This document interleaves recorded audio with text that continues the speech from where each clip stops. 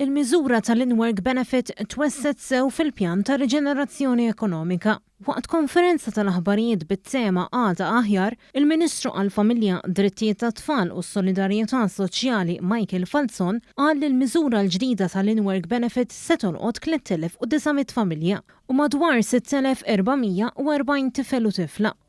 Dawn il-persuni se jibdew jieħdu wkoll iż-żieda addizzjonali dovuta lilhom ta' €250 mill-pagament ta' Lulju li ġej.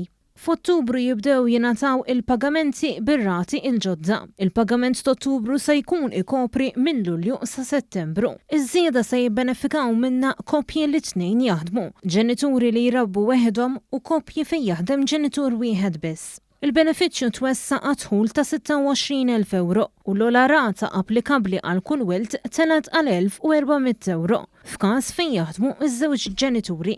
Ir-rata fejn jaħdem ġenitur wieħed telet għal €22,000 u l-ola rata applikabbli telet għal €630. Ir-rata għal persuna weħeda żdiedet għal €18,200 fis-sena, bidħul għal kull wilt tela għal €1,400.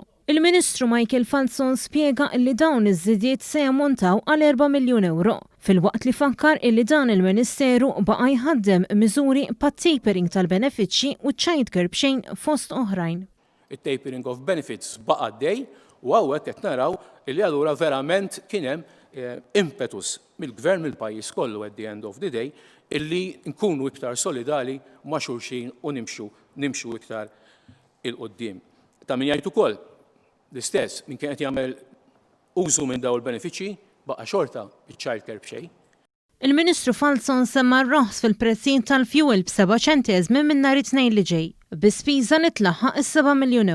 Lotja ta' €2,000 għal dawk li kellhom imexxu id-data tat-tieġ tagħhom u tnaqqis fit-taxxa tal-bol minn 5% għal 1.5% sal-ewwel €400,000 tal-valur tal-proprjetà. Michael Falzon spjega li dan il-pjan ta' riġenerazzjoni ekonomika huwa addizzjonali għal budget ta' din is-sena. Budget li fost oħrajn daħħal fis-seħħ iċ-child bonus ta' €3,000 li minnu diġà gawdew madwar 4,000 koppja li jew kellhom it-tfal jew adottaw kif ukoll qotja lill-anzjani. Dak kien benefiċċju ġdid, ma ġibniex skużi u dak il-benefiċċju daħħalnieh fis-seħħ f'Marzu. Żidna benefiċċju ieħor l-istess fejn jidħol dawk li huma senior citizen grants, li hemmhekk għall-ewwel darba wkoll dawk l-anzjani li qegħdin f'dar privata u jħallsu minn butom, hemmhekk qed naraw illi jieħdu għotja ta' €300 ukoll benefiċċju ġdid. Benefiċċju illi jwieżen il dawk illi anke fl-aħħar snin ta' ħajjithom għażlu biex ngħidlek triq illi ma jkunux qegħdin jiddependu mill-Gvern. Irrefera wkoll għat-twettiq ta' numru ta' miżuri addizzjonali fl-aħħar 3 xhur sabiex jgħin dawk il-persuni li kienu affettwati bil-COVID-19 pas-solitudni. Dan fi sfond li fuq in-numru 1772 qed jidħlu medja ta' 80 telefonata kuljum.